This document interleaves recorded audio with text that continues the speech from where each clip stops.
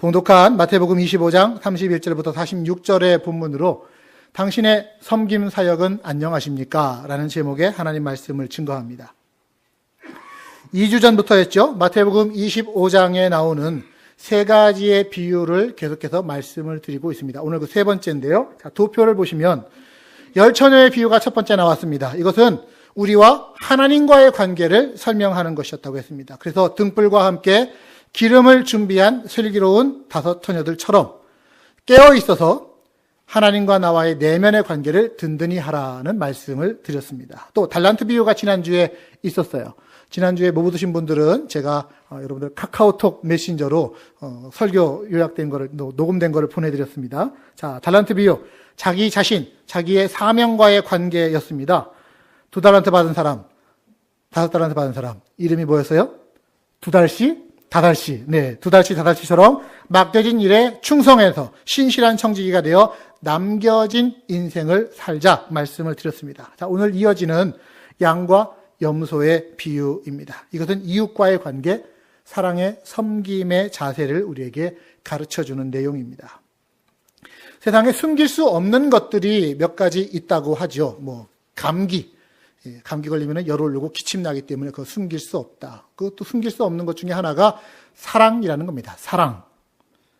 사랑한다 굳이 말하지 않아도 삶에서 사랑의 행위가 나타나기 때문에 숨길 수 없다라는 표현일 겁니다. 자, 이웃을 향한 사랑 숨길 수 없다는데 그럼 보이지 않는 하나님을 사랑할 때 그 사랑은 어떻게 나타날까요? 보이지 않는 하나님을 향한 사랑, 그것은 역시 보이는 사랑으로 나타나야 한다고 말합니다. 이게 뭐냐? 이웃사랑 그리고 형제사랑이라는 겁니다. 요한일서 4장 20절은 말씀합니다. 누구든지 하나님을 사랑하노라 하고 그 형제를 미워하면 그는 거짓말하는 자니 보는 바 그 형제를 사랑하지 아니하는 자는 보지 못하는 바 하나님을 사랑할 수 없느니라. 여러분 지금 사랑하고 계십니까? 누군가를 여러분 사랑하고 계시냐라고 물으면은 아니라고 하실 분은 아마 없으실 거예요. 실제로 여러분들 그렇습니다. 누군가를 사랑하고 계시고 또 무언가를 사랑하고 계십니다. 근데 그보다 중요한 건 뭐냐? 그 사랑의 대상이 진짜 누구며 왜 사랑하고 있는가라는 것이 우리에게는 훨씬 더 중요한 문제입니다. 자, 오늘 이 유명한 양과 염소의 비유를 육하 원칙에 따라서 한번 분석을 해보시죠. 짧게 이렇게 이유될 수 있습니다. 자, 이 비유가 언제 일에 대한 비유인지 성경은 이렇게 기록합니다. 31절 보세요. 인자가 자기 영광으로 모든 천사와 함께 올 때 자기 영광의 보좌에 앉으리니. 자, 언제예요? 인자가 예수 그리스도께서 모든 영광 가운데 천사들과 함께 다시 오실 때 주님의 재림, 우리가 기다리고 있는 그 마지막 때에 일어날 일에 대한 비유입니다. 자, 누가? 인자가, 예수님이, 그리고 뒤에는 임금이라고 표현되어 있어요. 왜냐? 심판자를 강조하다 보니까 임금이라고 하는 표현까지 쓰면서 사실은 예수님을 다 의미하는 겁니다. 어디에서? 주께서 자기의 영광의 보좌에 앉아서, 이 영광의 보좌를 요한계시록에 가면은 백보좌, 하얀 그 영광의 보좌, 자리가 있다라는 거예요. 이것은 심판 때입니다. 뭐 하실까요? 심판 때에 앉아서. 심판하시겠죠. 심판 때에 앉아서 심판하시겠죠. 그 심판은 마지막 심판이고 또한 영원한 심판이 될 것입니다. 자, 이제부터 중요합니다. 그 마지막 심판을 주님이 어떻게 하시는가? 32절, 33절입니다. 모든 민족을 그 앞에 모으고 각각 구분하기를 목자가 양과 염소를 구분하는 것 같이 하여서 양은 그 오른편에 염소는 왼편에 두리라. 자, 그날에는, 그 심판에는 예외되는 사람이 아무도 없습니다. 다 모아서 그 앞에서 구분합니다. 나누는 거예요. 마치 목자가 양과 염소를 나누는 것처럼. 이 팔레스타인에서는요, 양과 염소를 대낮에는 같이 한 목자가 이렇게 끌고 다니면서 키운답니다. 그런데 밤이 되면 그들이 자야 하는 날씨가 조금 온도 차이가 있는 것 같아요. 그래서 밤이 되면 구분을 하는 거예요. 그렇게 목자가 양과 염소를 구분하는 것처럼 양은 그 오른편에, 염소는 왼편에. 저한테는 양이 오른편인가요? 예. 자, 여러분 입장에서 다르겠죠? 자, 양은 오른편에, 목자는 왼편에, 염소는 왼편에. 그리고 오른편에 있는 그 양의 무리를 향해서는 뭐라고 하시느냐? 칭찬하시면서 복과 예비된 나라를 주시겠다 말씀하고 계시고, 또한 왼편에 있는 염소무리를 향해서는 책망하시면서 저주와 예비된 형벌로 들어가라라는 심판을 내리십니다. 자, 여러분 어디에 가고 싶으세요? 양이에요, 염소예요?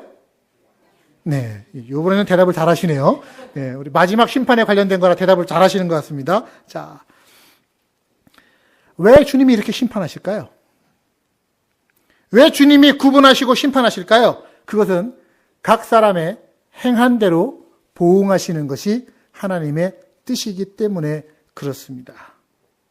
그럼 목사님은 행위 구원론을 믿으십니까? 믿음 구원론 아닙니까? 우리가 믿음으로 구원받는다 했는데, 여러분 지금 여기서 행위 구원론이냐 믿음 구원론이냐 따지는 것은 무의미합니다. 주님이 마지막 때에 우리의 믿음도 판단하시지만 또한 우리의 행실도 주님은 판단하십니다. 우리의 행함이 어떤 행함이었느냐 주님이 낱낱이 보시고 판단하신다는 거예요. 그럴 때 우리 그리스도인들의, 이 자리에 모이신 여러분들의, 또 우리 교회의 영성이 어떠해야 되겠는가라는 말씀을 우리는 드리는 겁니다. 자, 35절을 보십시오. 주님이 뭐라고 하십니까? 내가 줄일 때에 너희가 먹을 것을 주었고, 목마를 때에 마시게 하였고, 나그네 되었을 때에 영접하였고, 헐벗었을 때에 옷을 입혔고, 병들었을 때에 돌보았고, 옥에 갇혔을 때에 와서 보았느니라. 자, 주님이 우리의 행위를 보시는데 어떤 행위예요? 큰 행위를 보시는 것 같기도 하지만 사실은 별로 거창한 게 아닙니다. 배고픈 사람 있으면은 먹을 거 주는 거, 목마른 사람에게 물 한 잔 마시게 하는 거, 나그네 된 사람 자기 집에 들어와서 쉬게 하고, 옷이 필요한 자에게 옷을 좀 주고, 아픈 사람 돌보아주고, 옥에 갇히는 사람 방문해 주는 거. 이 일을 했느냐 주님이 보시는 거고요. 또한 더 중요하게 보시는 거, 누구에게 그 일을 했느냐라는 거예요. 누구에게? 특별히 우리 주위에 있는 지극히 작은 자 하나에게 한 것, 이것을 주님은 그게 바로 나에게 한 것이야 라고 주님께서 인정하신다라는 겁니다. 그리고 이 행위에 따라서 사람들을 나누고 각각 예비된 나라, 예비된 불, 영생과 영벌에 처하겠다라고 말씀하고 계세요. 여러분, 이 심판에서 피할 수 있는 사람은 아무도 없습니다. 모든 인생이 다 이 심판 앞에 서게 될 것입니다. 기억하십시오. 우리보다 먼저 이 세상 떠난 분들도 마찬가지예요. 요한복음 5장에 이렇게 말합니다. 무덤 속에 있는 자가 다 그의 음성을 들을 때가 오나니 선한 일을 행한 자는 생명의 부활로, 악한 일을 행한 자는 심판의 부활로 나올 것이라. 영원한 심판을 결정짓는 요소, 우리의 오늘 이 순간의 행위들이라는 것입니다. 여러분 정신 바짝 차려야 하지 않겠습니까? 내 영원한 삶을 결정짓는 것이 오늘 내가 어떻게 사느냐에 따라서 결정된다는 말씀입니다. 성경은요, 우리 예수님의 마음을 우리에게 가르쳐 주려고 합니다. 우리는 이 비유를 통해서 주님의 마음이 무엇인지 알아야 되고 그 마음을 쫓을 수 있어야 되겠습니다. 자, 여러분, 아까 그랬죠? 여러분, 저는 양에 속하고 싶어요. 네. 양이 되고 싶습니다. 저희들. 양인지 염소인지 스스로 자기 자신을 한번 좀 지금 진단해 보시기 바랍니다. 말씀드린 것처럼 양과 염소가 같은 시간 많이 지내지만 다른 부분들이 또한 많이 다릅니다. 일단 쓰임새부터가 좀 다르대요. 양은 그 젖을 짜내기도 하고 또 고기를 먹기도 하고 나중에 양털도 좋은 곳에 쓸 수 있습니다. 양은 참 유익합니다. 그러나 반면에 염소는 기껏해야 고기밖에 별로 쓸 게 없대요. 나중에 염소 가죽은 물통 정도로 쓰는데 염소는 고기 정도. 물론 새끼 염소의 고기는 아주 훌륭한 식재료가 된답니다. 그래서 옛날에 그 이삭이 자기 아들을 축복하는데 자기 아들이 해온 새끼 염소 그 요리를 먹고 정신 나가가지고서 자기가 축복하는 게 자기 첫째 아들인지 둘째 아들인지도 모르면서 축복했다라고 하는, 그 정도로 맛있대요. 염소 고기가. 안 먹어봤습니다만. 네. 자, 쓰임새가 달라요. 근데 더 중요한 건 내면의 성품도 양과 염소는 구분됩니다. 양은요, 가장 대표적인 성품이 온유함, 온순함이라고 하는 겁니다. 양이 주는 느낌, 따뜻한 느낌, 온유한 거, 부드러운 거. 저는 여러분들 모두가 양 같기를 축복합니다. 아멘? 네. 자, 온순하기를 축복합니다. 물론 양에게도요, 약점들이 있죠. 왜 없겠습니까? 양이요, 자세히 보면 겉으로는 깨끗한 것 같지만 가까이 가보면 굉장히 지저분합니다. 엉뚱한 길로 자주자주 가는 게 양입니다. 뒤집어지면 혼자 못 일어나는 게 양이기도 합니다. 성경에 뭐라고 얘기합니까? 우리는 다 양 같아서. 가까이 가보면 지저분하고 엉뚱한 길로 자주 다니고 혼자 뒤집어지고 나서 못 일어나는 우리들의 모습 같지 않습니까? 양의 핸디캡 또 있습니다. 시선이 짧아요. 자기 앞에 1m 정도밖에 못 본대요. 그래서 우리가 양들을 보면은 주로 떼를 지어서 막 양의 꼬리에 꼬리를 물고 다니는 이유가 거기 있다는 겁니다. 그런데 이런 짧은 시선이 한편으로는 유익합니다. 왜 유익합니까?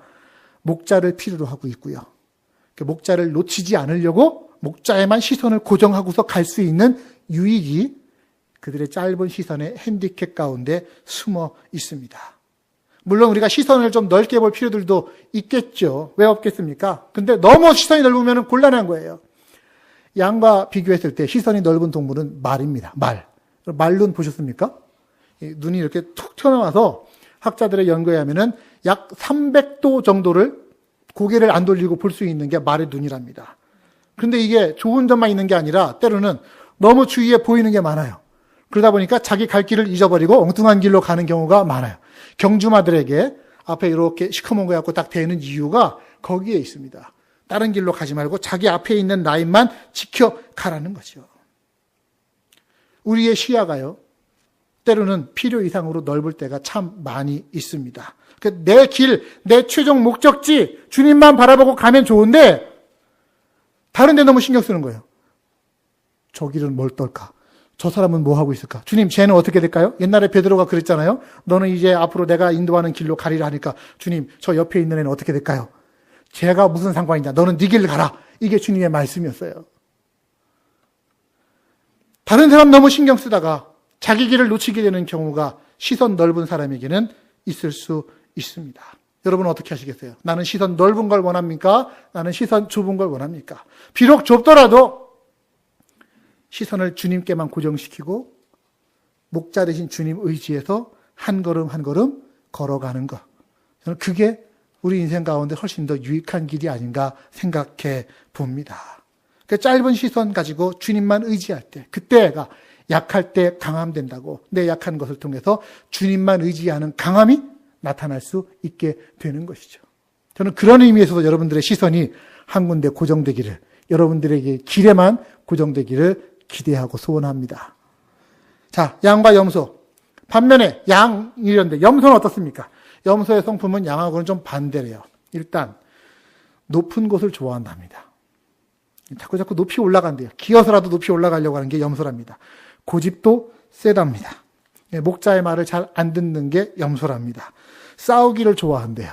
이마에 막 뿔도 나갖고서 아무데나 심심하면 들이받는 게 염소랍니다. 자, 양과 염소의 구분을 들어보니까 바라기는 우리가 양 같지만, 그렇지만 실제로 사는 것은 어쩌면 내가 양이 아니라 염소처럼 살고 있는지도 모르겠다라는 생각들 들지 않으십니까? 내게는 염소 같은 성품 여러분 없습니까? 여러분 양이세요? 염소세요? 다시 한번 축복합니다. 여러분들 염소가 아닌 양 같은 분 되시기를 주님의 이름으로 축복합니다. 네, 주님만 바라보길 원하고 온유하고 목자 잘 따르는 양과 같은 성도님들 되시기를 바랍니다. 그런데 팔레스타인 지역에서의 양과 염소는요, 육안으로는 쉽게 구분되지 않는데요. 특별히 정면에서 봤을 때는 생김새가 비슷해가지고 구분이 잘 안 되고요. 어떻게 봐야 구분되느냐? 뒤를 보면 된대요. 뒤를 보면은 꼬랑지를 올리고 있는 건 염소고 꼬랑지를 내리고 있는 건 양이라는 거예요. 이렇게 구분할 수 있대요. 꼬랑지 들고 있는 건 염소, 자기 자랑하고 있는 건 염소, 그러나 꼬랑지 내리고 있는 건 양. 그런데 주님이 양과 염소를 구분하시는 방법은 이게 아닙니다. 뭘로 구분하십니까? 그들의 행위를 가지고 구분하시겠다고 하십니다. 그들의 행위, 무슨 행위입니까? 주님이 언급했던 행위들이죠. 줄인 사람에게 먹을 거 주는가? 목마른 사람 마실 거 주고 있는가? 나그네 된 자 영접하고 있는가? 헐벗은 자에게 옷 한 벌이라도 주는가? 병든 사람 돌아보고 있는가? 옥에 갇힌 사람 찾아보고 있는가? 그런 행실이 있어야 한다. 특별히 그런 행실을 누구에게 행해야 한다? 지극히 작은 자 하나에게. 40절 말씀 보십시오. 여기 내 형제 중에서 지극히 작은 자 하나에게 한 것이 곧 내게 한 것이라. 주님이 말씀하시는 건 뭐냐면은 임금인데, 인자인데, 예수님인데 지극히 작은 자와 자기 자신을 동일시하면서 이 작은 자에게 한 것이 곧 내게 한 것이라. 그러니까 우리에게 작은 자에게 이 의인의 행위를 하기를 원하고 계신 거예요. 그러면 내가 그런 행위를 베풀 수 있는 작은 자는 어디에 있습니까? 내게 작은 자는 누구입니까? 예, 성경에 기록된 대로입니다. 줄이고 있는 사람, 목마른 사람, 나그네 된 자, 헐벗은 자, 병든 사람, 옥에 갇힌 자. 우리식으로 표현할까요? 줄이고 있는 자, 목마른 자, 가난한 거죠. 물질적으로 가난한 자, 작은 자입니다. 우리 주위에. 나그네 된 자, 작은 자입니다. 우리 캐나다에 살고 있으면서 우리의 신분은 뭐 영주권자, 시민권자면 그런 대로 안정적이죠. 신분이 아직 확실치 않은 분, 나그네입니다. 작은 자입니다. 병들었어요. 육신적으로 핸디캡을 갖고 있어요. 정신적으로 핸디캡을 갖고 있어요. 작은 자입니다. 신체적인 능력이 떨어지는 사람, 작은 자입니다. 연약한 자입니다. 교회적으로 보면은 신앙생활 처음 시작하신 분들, 우리 교회에 온 지 얼마 안 되시는 분들, 작은 자입니다. 외모적으로도 작은 자가 있겠죠. 예. 나보다 좀 못생기면 작은 자. 우리 옆에 분들 한번 보십시오. 그분이 나보다 큰 자인지 작은 자인지. 작은 자 많죠? 네. 작은 자 많아요. 우리 주위에는 작은 분들이 많습니다. 아니, 내 옆에 있는 분들은 어떤 면에서든지 나에게 작은 자입니다. 그들에게 주님께 하듯 하라라는 것이 오늘 주님의 말씀입니다. 여러분, 이것이 왜 중요하냐면요. 성경에는 이런 기록이 있습니다. 작은 자들의 천사들이 우리가 작은 자들에게 행하는 것을 보고 날마다 하늘에서 하나님께 보고를 드린다는 거예요. 우리가 작은 자들에게 어떻게 행하는가를 그 작은 자들의 천사들이 날마다 하나님 앞에 하나님 얘가 이렇게 한대요. 하나님 얘가 이렇게 한대요 하면서 보고하고 있다는 것입니다. 두렵지 않습니까? 내가 작은 자라고 업신여기고 멸시하고 무시하고 그런 것들이 다 하나님께 보고되고 있다는. 그러나 작은 자라고 해도 귀하게 여기고 보살피고 배려한다면 그 역시 하나님께 보고되어지고 하나님은 기억하실 것입니다. 지극히 작은 자에게 하듯이 주님께 하듯이 지극히 작은 자에게 하는 것. 이게 우리 크리스찬이티, 주님 믿는 그리스도인들의 삶의 기본적인 자세가 되어야 합니다. 히브리서 13장은 이렇게 말합니다. 그러므로 우리는 예수로 말미암아 항상 찬송의 제사를 하나님 앞에 드리자. 이는 그 이름을 증거하는 입술의 열매니라. 오직 선을 행함과 서로 나누어 주기를 잊지 말라. 하나님은 이 같은 제사를 기뻐하시느니라. 자, 여기 보면요, 두 가지의 예배가 나와요. 첫 번째는 찬송의 제사입니다. 우리가 일반적으로 드리는 이 예배를 말합니다. 그러나 두 번째 예배의 차원이 있습니다. 그건 뭐냐? 나눔의 제사예요. 하나님께로 받은 사랑을 가지고 서로 사랑을 흘려보내는 것, 이것이 우리가 삶에서 드리는 하나님이 기뻐하시는 예배적 행위라고 얘기하고 있습니다. 여러분 스스로에게 물어보십시오. 나는 과연 이러한 삶으로 사랑을 나누는 예배적 삶을 살고 있는지. 오늘 우리는 이 비유를 통해서 내 안에, 우리 가정 안에, 또 우리 교회 안에, 나의 인간관계 안에 서로 사랑으로 나누는 그 영성이 충만한가? 우리는 진단해 봐야 되고 정직하게 설 수 있어야 할 것입니다. 여기서 예스라고 하는 대답이 나와야 그게 진짜 경건한 거예요. 경건이라고 하는 게 다른 말이 아닙니다. 뭐 목소리가 홀리하고 뭐 기도의 시간이 얼마나 길고 물론 그것도 중요할 수 있겠죠. 그러나 하나님이 정말 기뻐하시는 경건은 따로 있습니다. 이사야 58장은 이렇게 말합니다. 내가 기뻐하는 금식은 흉악의 결박을 풀어주며 멍에의 줄을 끌어주며 압제당하는 자를 자유케 하며 모든 멍에를 끊는 것이 아니겠느냐. 또 줄인 자에게 내 양식을 주며 유리하는 빈민을 집에 들이며 헐벗은 자를 보면 입히는 것. 똑같은 얘기지요 지금? 금식하며 기도하는 것. 영성의 영적 행위의 아주 중요한 것 중에 하나입니다. 여러분 금식기도 한번 해보십시오. 쉽지 않습니다. 그러나 주님께서는 이런 육체적인 금식보다 더 기뻐하는 영적인 금식이 있다고 하십니다. 그게 뭐라고요? 결박을 풀어주는 거. 결박된 자 결박을 풀어주는 거. 멍에 잡힌 거, 멍에를 글러주는 거, 압제당하고 있는 자, 압제를 자유케 하는 거, 이것이 주님이 기뻐하시는 금식, 주님이 기뻐하시는 경건된 삶의 내용이라고 얘기하고 있습니다. 여러분, 참된 경건은요, 사랑에서 완성되는 거예요. 참된 경건은 예배당에서 완성되는 게 아니라 여러분의 인간관계 속에서 완성되는 것을 아시기를 바랍니다. 하나님은 사랑이신 분입니다. 우리가 마음과 뜻과 정성을 다해서 서로 사랑할 때, 특별히 지극히 작은 자, 연약한 자에게 관심 갖고 그들의 필요를 채워줄 때 하나님이 우리 안에 계시고 사랑이신 하나님이 우리 안에서 역사하셔서 성령 충만하도록 우리를 이끌어가 주십니다. 이 자리에 모신 여러분들 모두가 지극히 작은 자, 여러분들 지금 옆에 앉아 계신 분들, 그들을 향한 관심과 사랑과 돌봄으로 참 경건한 그리스도인들 되시기를 주님의 이름으로 축복합니다. 자, 그런데요, 오늘 주님이 말씀하세요. 너희들이 이런 일을 했고 이런 일을 했고 이런 일을 했기 때문에 내가 영생에 처하리라. 또 이런 일을 하지 않았고 이런 일을 하지 않았고 이런 일을 하지 않았기 때문에 내가 영벌에 처하리라 했더니 주의 말씀을 들은 양과 염소가 똑같이 대답합니다. 뭐라고 대답합니까? 자기가 한 일을 기억하지를 못하고요. 또한 한 부류는 자기들이 하지 않았던 일을 기억하지를 못합니다. 그러면서 말합니다. 저희가 언제요? 양무리들 보세요. 제가 그런 일 했다고요? 언제요? 저는 기억이 없는데요. 자기의 봉사를 기억하지를 못해요. 왜? 무의식적인 사랑과 봉사였기 때문이에요. 마치 마태복음 6장에 나오는 것처럼 너는 구제할 때에 내 오른손이 하는 것을 왼손이 모르게 하라. 은밀함을 하게 하라. 구제함을 은밀하게 하라. 그럴 때 은밀한 중에 보시는데 아버지께서 갚으시라라고 한 것처럼 나는 나도 모르는 사이에 구제했는데 하나님이 그것을 기억하고 지금 갚으신다는 겁니다. 이게 진짜 구제고 이게 진짜 사랑의 행위입니다. 작은 일이라 하더라도 은밀하게 무의식적으로 행하는 것. 그러면 우리는 기억하지 못해도 주님이 그것을 반드시 기억하신다고 말씀합니다. 자, 반면에 악한 염소의 무리도 똑같이 답합니다. 제가 언제 안 했어요? 언제 안 했어요? 고개를 뻣뻣이 들면서 양처럼 꼬리를 팍 들고서는, 염소처럼 꼬리를 들고 지금 제가 언제 안 했어요? 이만큼이면 나도 하지 않았습니까? 하고 있는 거예요. 물론 그들이 한 것들은 있겠죠.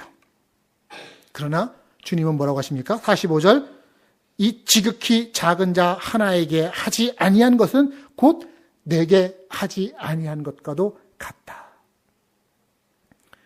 염소의 무리도요, 적절한 선행을, 적절한 섬김을 했을 수도 있습니다. 그러나 그들이 행했던 선행과 섬김은 의도 있는 섬김이었습니다.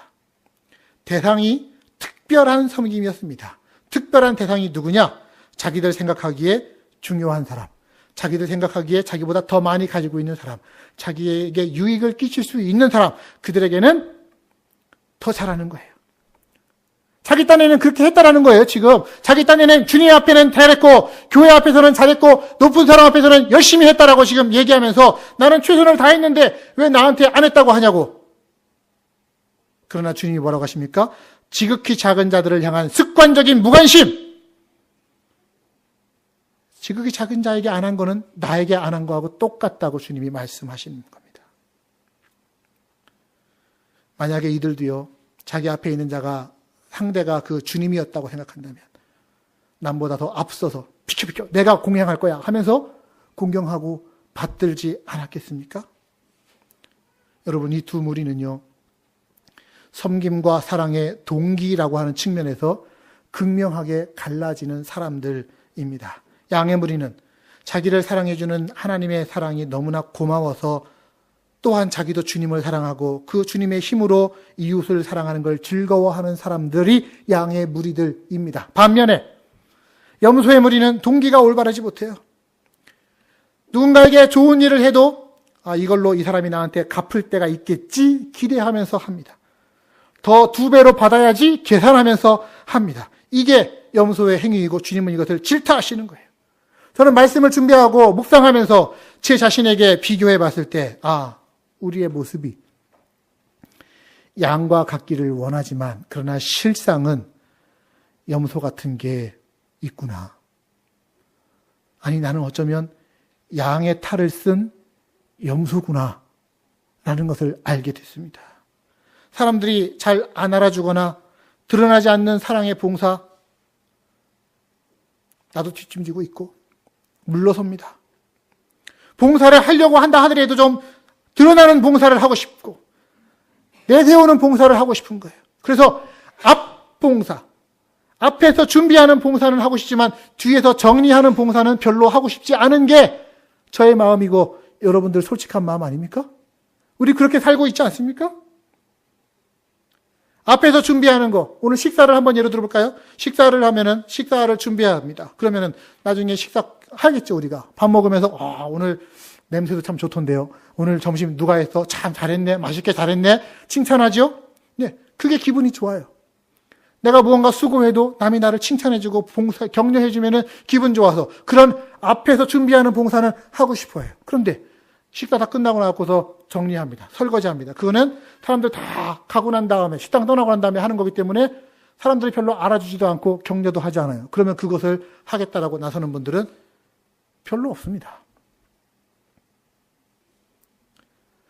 교회에서 어떤 일이 진행될 때 앞에서 먼저 봉사해서 준비하는 거 물론 중요합니다. 그러나 또한 필요한 것은 그 일이 끝나고 그것을 마무리하면서 정리하는 것, 그 일의 손길 역시 필요합니다. 여러분들의 봉사를 생각할 때 앞에서 준비하는 봉사만이 아니라 뒤에서 하는 봉사도 좀 생각해 보시기를 바라요. 또 하나 예를 들어볼까요? 성찬 예식 같은 경우 여러분들이 예배당 오기 전에 이미 성찬 예식은 준비되어집니다. 잘 준비되어지고 우리로 하여금 기쁨으로 주의 떡과 잔을 먹고 마시게 합니다. 그래서 성찬식이 끝나고 나면 어떻습니까? 우리는 다 식당 가고서 밥 먹고 이야기하고 있을 때 뒤 마무리 하시는 분들 한두 분이서 성찬 예식을 마무리합니다. 그것이 나중에 다시 성찬 예식에 준비되게 하기 위해서 깨끗하게 정리하고 닦고 하는 일들을 불과 소수의 분들이 감당하고 있어요. 사랑하는 여러분, 우리가 어떤 사랑의 섬김이나 봉사를 할 때 누가 알아주고 칭찬하기를 기대하면서 봉사하면 이건 좀 속보이는 거 아닙니까? 우리의 사랑과 봉사와 섬김이라는 게 무슨 목적 갖고 하는 거는 아니잖아요. 직분 받기 위해서 봉사하는 거 아니지 않습니까? 그 사람 내 편으로 만들기 위해서 그 사람에게 잘해주는 거 아니지 않습니까? 만약에 정말 우리가 그렇게 행하고 있다면 그것은 자기중심적인 사랑이고 자기중심적인 봉사입니다. 그거는 무늬만 사랑이에요. 무늬만 봉사예요. 사람의 눈에도 그런 것들이 보이는데 하나님의 눈에 그것이 왜 안 보이겠습니까?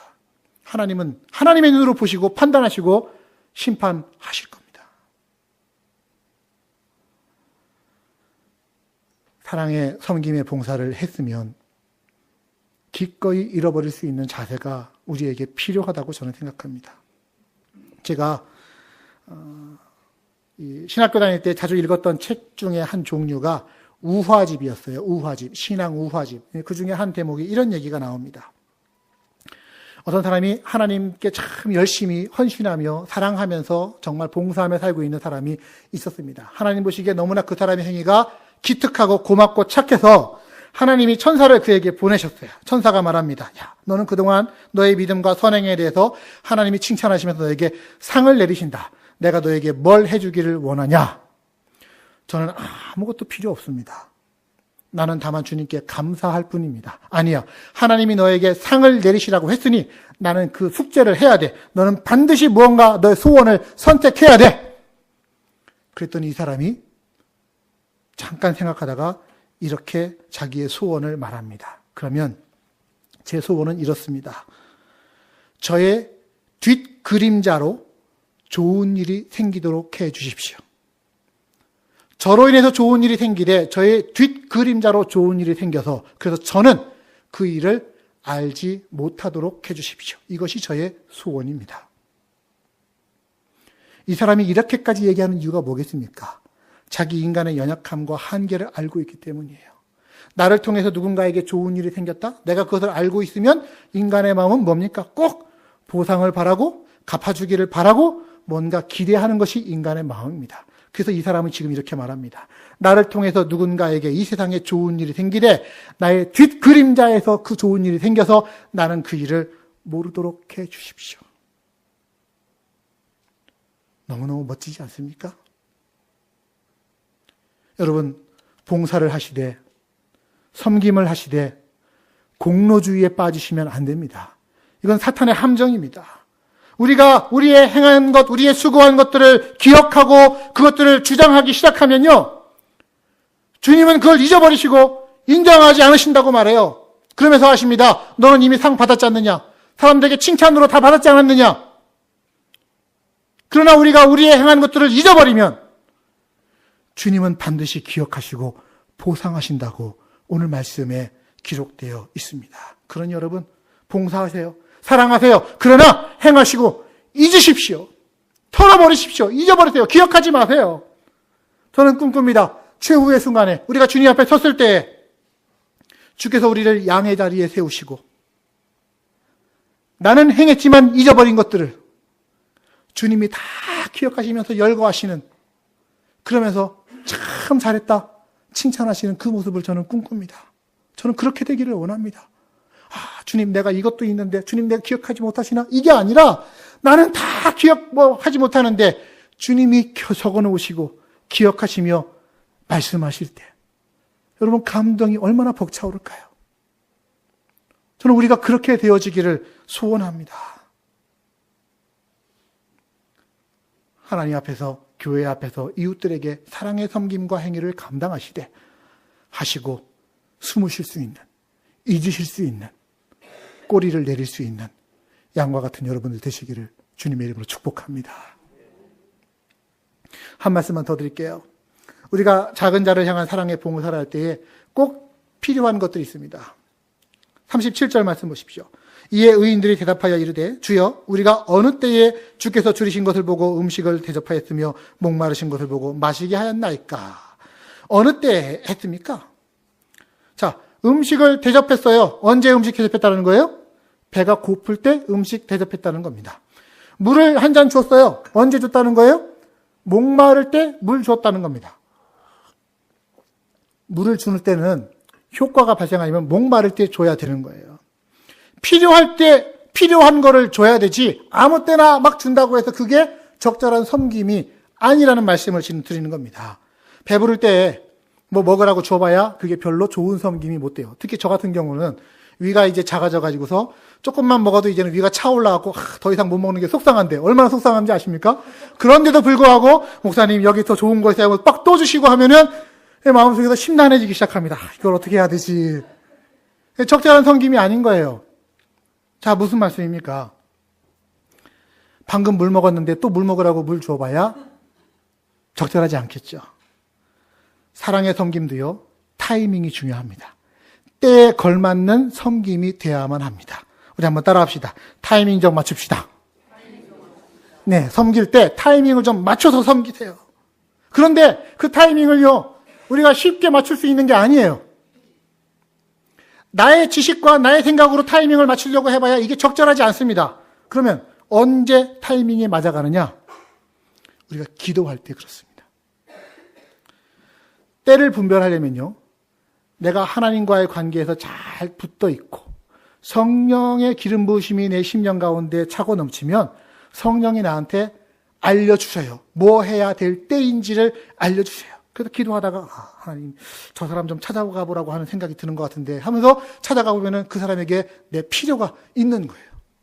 이것을 성경은 이렇게 얘기합니다. 빌립보서 2장 13절. 너희 안에 행하시는 이는 하나님이시니 자기의 기쁘신 뜻을 위하여 너희에게 소원을 두고 행하게 하시느니라. 하나님이 우리 안에 역사하셔서 하나님의 소원을, 하나님의 뜻을 우리 안에 소원으로 두고서 내가 소원 갖고 저 사람에게 찾아가 봐야 될까 하고 찾아가면은 적절한 타이밍이 되어지는 거예요. 그러기 위해서는 내가 하나님과의 관계에서 그 내면에 깨어 있어야 되는 겁니다. 그래야 하나님의 뜻이 우리 안에 소원으로 자리 잡기 시작하는 거예요. 기도하다가 누군가 찾아가서 돌봐야 되겠다. 적절한 때. 저도 신방 가기 전에 어떤 말씀을 전해야 될까?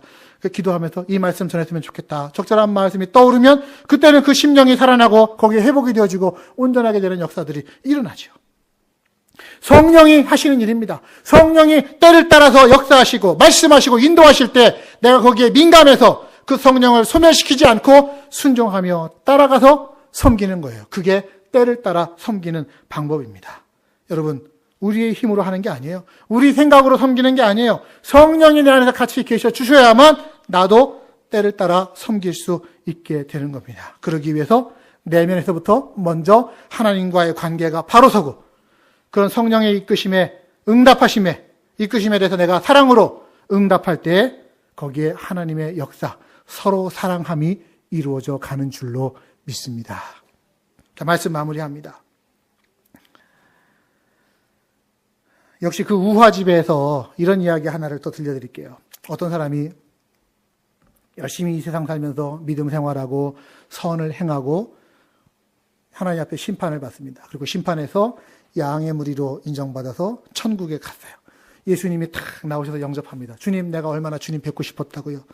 주님과 함께 손잡고 산책하면서 이런 얘기 저런 얘기 있었던 얘기들 탁 합니다.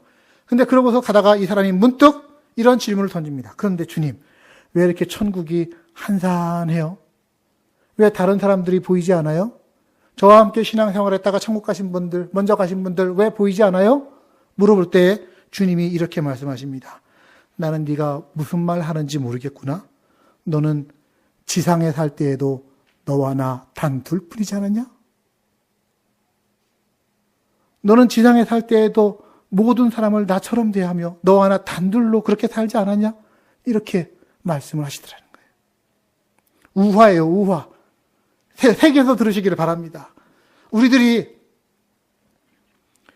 내 주위에 만나는 사람들, 지극히 작은 자로 여기고 연약한 자로 여기고 하나님이 내게 주시는 성령의 때를 따라서 돕고 섬기며 살 때, 그리고 그것들을 잊어버릴 때 언젠가 있게 될 그 심판에서 주님이 우리가 다 잊었던 것들을 하나하나 열거하시고 선을 행한 자여, 믿음을 가진 자여, 너희를 위해 준비한 영생에 들어가라. 그리고 우리가 거기에 가서 주님을 만나게 되는 그런 감격적인 순간을 여러분 그려보시기를 바랍니다. 꿈꾸시기를 바랍니다. 주께서 오늘 말씀 가운데 우리에게 그 길이 열려 있다고 가르쳐주고 계십니다. 자, 세 가지의 비유 3주간 동안 계속 말씀드렸습니다. 마지막 때를 준비하면서 살아가야 할 우리를 향한 메시지라고 여겨집니다. 하나님과의 관계를 바탕으로 한 위대한 영성이 우리에게 있어야 합니다. 그러면 그 위대한 영성은 주님이 맡기신 지상명령을 이어가는, 교회 안에서 이어가는 위대한 사역으로 우리 안에 맡겨져야 할 것입니다. 감당되어져야 할 것입니다. 뿐만 아니라 제일 가는 사명인 사랑하라라고 하는 사명을 우리들은 그 계명을 붙들고 살아야 될 것입니다. 율법과 선지자의 모든 것들을 총망라한 한 말이 무엇입니까? 하나님을 사랑하고 내 이웃을 내 몸과 같이 사랑하라라고 하는 것인데, 오늘 하나님께서는 말씀하십니다. 이웃을 사랑하는 게 곧 나를 사랑하는 거예요. 하나님 사랑과 이웃 사랑이 오늘 말씀에서 통합되어지고 있지 않습니까? 누구를 만나서 어떤 사랑의 행위를 하든지 항상 하나님 앞에 서 있음을 잊지 마십시오. 그러면서 여러분들에게 맡겨진 사명과 사역들, 섬김의 사역들을 감당하십시오. 그러면 언젠가 우리가 주님 앞에 설 때 우리를 향해서 잘하였도다 착하고 충성된 종아, 창세로부터 예비한 영원한 복에 들어가라. 이런 칭찬을 우리 모두가 다 듣게 될 줄로 믿습니다. 그런 복 받는, 그래서 영원한 나라에서 영원히 함께 누리는 우리 모두가 되기를 주님의 이름으로 축복합니다. 기도하도록 하겠습니다.